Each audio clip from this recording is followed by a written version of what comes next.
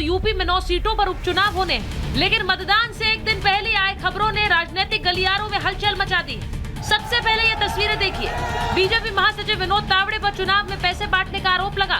महाराष्ट्र के विरार में आज जमकर हंगामा हुआ, लेकिन विनोद तावड़े इन आरोपों को सिरे से नकार रहे हैं। कार्यकर्ताओं की बैठक चल रही थी, वहां पर चुनाव के दिन की जो आचार संहिता होती है, 12 बातें बताते हैं, वो बताने के लिए मैं पहुंचा था।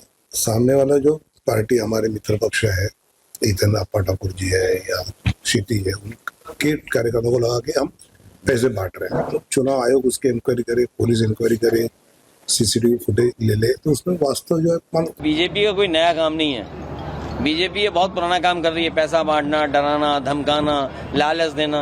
ये तो अच्छा है शराब वाली बोतलें नहीं पकड़ी गई। ये बीजेपी वाले वो काम भी करते हैं, शराब भी बंटवाते हैं। जो भारतीय जनता पार्टी का विश्वास प्रजातंत्र से हटकर धन की मजबूती पर प्रजातंत्र स्थापित करने का काम है, आज पर्दाफाश हुआ है।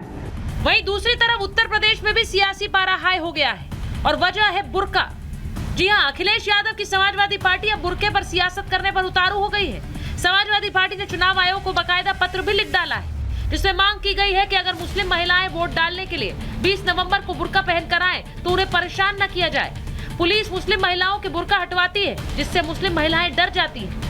मतदान केंद्र पर तैनात पुलिसकर्मी मुस्लिम महिलाओं का पहचान पत्र न चेक करें और न ही बुर्का हटाकर उनका चेहरा आधार कार्ड से मिलाया जाए। सपा की तरफ से चुनाव आयोग को लिखी ये चिट्ठी अब जमकर वायरल हो रही है। चिट्ठी सामने आई तो बीजेपी ने भी अखिलेश यादव को चौतरफा घेर लिया। धर्म के नाम पर वोट जिहाद ना करें, बुर्का पहन करके, बुर्का खुलवा करके देखें।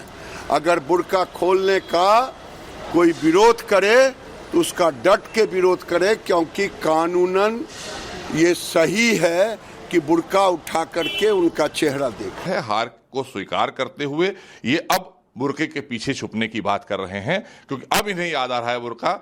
जब हम ट्रिपल तलाक के खिलाफ कानून ला रहे थे, आदरणीय मोदी सरकार में हम लोग आदरणीय मोदी जी लाए हैं, तब ये विरोध कर रहे थे। इन्हीं बहनों के पैरों में ट्रिपल तलाक की बेड़ी चाहते थे पड़ी रहे, तब ये कट्टरपंथियों के साथ खड़े थे। पूरी तरह से दिग्भ्रमित हैं। संवैधानिक संस्थाओं पर इस प्रकार के प्रश्नवाचक चिन्ह लगाना उनका पुराना सगल रहा है। हम सब नियम कानून से चलेंगे, जो निर्वाचन आयोग के नियम हैं उसी नियमों के तहत मतदान में हम लोग भागीदार हिस्सेदार बनेंगे। मतदान में अब चंद घंटों का समय बचा है, लेकिन यूपी से लेकर महाराष्ट्र तक सियासी पारा हाई है। जहां एक तरफ महाराष्ट्र में नोट को लेकर सियासत गर्म हो गई है, वहीं दूसरी तरफ अखिलेश यादव की ये चिट्ठी सियासत से भी जोड़कर देखी जा रही है। और क्या इस चिट्ठी ने चुनाव का डर भी दिखा दिया है? Bureau report, Republic Bharat. मेरे साथ वीएचपी के राष्ट्रीय प्रवक्ता विनोद बंसल जी जुड़ रहे हैं, बीजेपी के प्रवक्ता शिवम त्यागी जी जुड़ रहे हैं हमारे साथ, समीर चौगांवकर जी वरिष्ठ पत्रकार हैं, वरुण पुरोहित जी कांग्रेस के नेता है, तारिक अहमद लारी समाजवादी पार्टी के नेता है और प्रेम कुमार जी वरिष्ठ पत्रकार हैं। लेकिन मैं शुरुआत शिवम जी से करना चाह रही थी। शिवम जी अभी थ्रू नहीं हुए हैं, तो जरा प्लीज इस बात को जरा चेतन देखिए कि शिवम ज्वाइन कर लें हमें।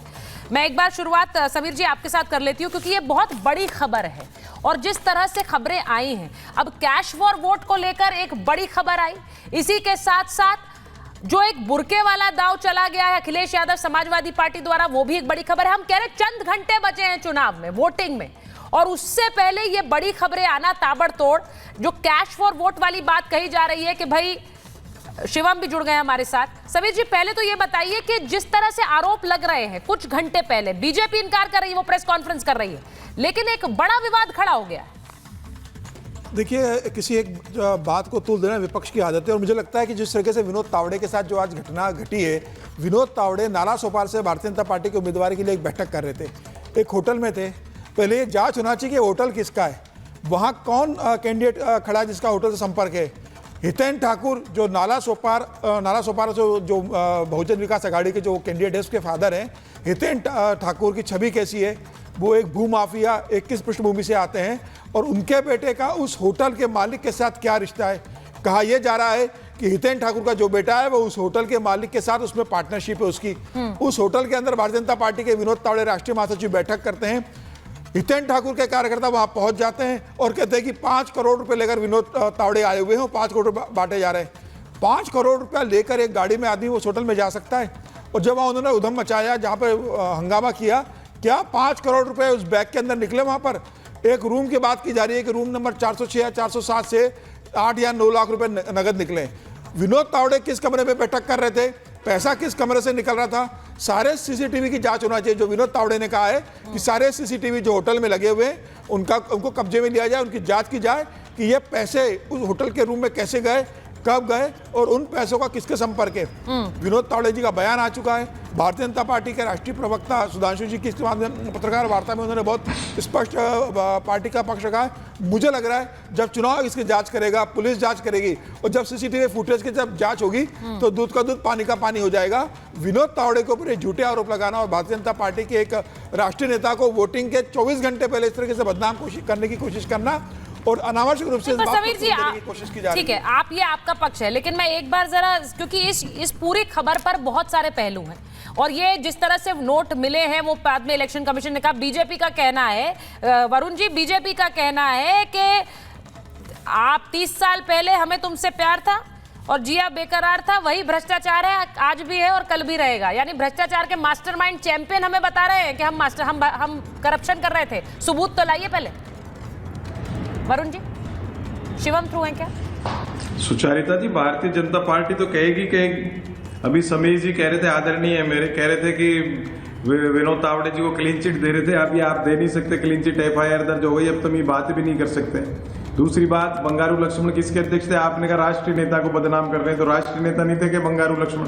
तो ये कोई भी बात करना कि मैं सारी यूनिवर्सल बात कर रहा हूं कि राजनीतिक पार्टियां पैसे से चुनाव नहीं लड़ती। बीजेपी तो बिल्कुल दूध से धुली है, बिल्कुल बेईमाने हैं। सब पार्टियों में, सब चुनाव में विधायकी का हो, सांसद का हो, पैसा खर्च होता है। कोई रेयर आदमी होता है जिसकी इमेज सामाजिक रूप से अच्छी हो तो उसको पब्लिक का पैसा खर्चना नहीं पड़े।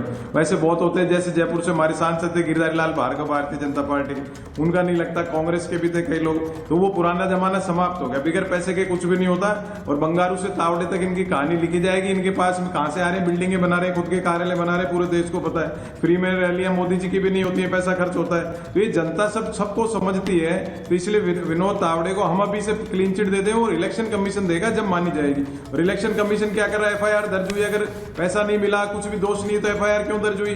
और वो जिस होटल में भी समीर जी कह रहे थे अगर उनके पक्ष का आदमी नहीं था तो क्यों ठहरे थे उस होटल में? दूसरे में ठहर जाते। जब आपको चुनाव के टाइम पार्टी की बैठक हो रही थी सर, पक्षी कुछ ना कुछ कर सकता है। पार्टी कार्यकर्ताओं की बैठक हो रही थी। दोष ठहरा देना विपक्ष ऐसा और बीजेपी तो केंद्र सरकार, मोदी जी की जो सरकार तो हर तरह से पंचामृत से धुली हुई है। तो ये चीज बिल्कुल ठीक नहीं है, यूनिवर्सल बात करनी चाहिए। देखिए, मैं आपको एक बात बताऊं कि जो हमला आया है, देखिए हमले तो बहुत सारे मैं दिखा ही रही हूं, क्योंकि ओवैसी साहब बोल रहे हैं ये वोट जिहाद है या धर्म युद्ध।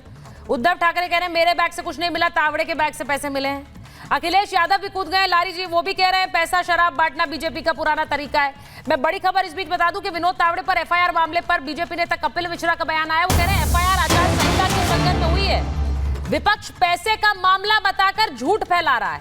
पैसे बांटने का कोई मामला है ही नहीं, सारे आरोप बेबुनियाद हैं। क्योंकि ये जो आप तस्वीरें देख रहे हैं, वो कह रहे हैं कि इसमें कोई भी सबूत है कि विनोद तावड़े के पास से पैसे या उनके पास से मिले हैं, कोई सबूत नहीं है। इस पर कोई एफआईआर नहीं हुई है, लेकिन अचानक से लोग आकर उन्हें घेर कर बोल रहे हैं कि पैसे आपके पास से मिले हैं। अब इसकी जांच होगी और ये मामला बहुत बड़ा बन गया है, क्योंकि विनोद तावड़े बड़े नेता हैं बीजेपी के और उनके ऊपर ये आरोप लगाए, इसीलिए बीजेपी ने तुरंत प्रेस कॉन्फ्रेंस भी की है। मैं एक बार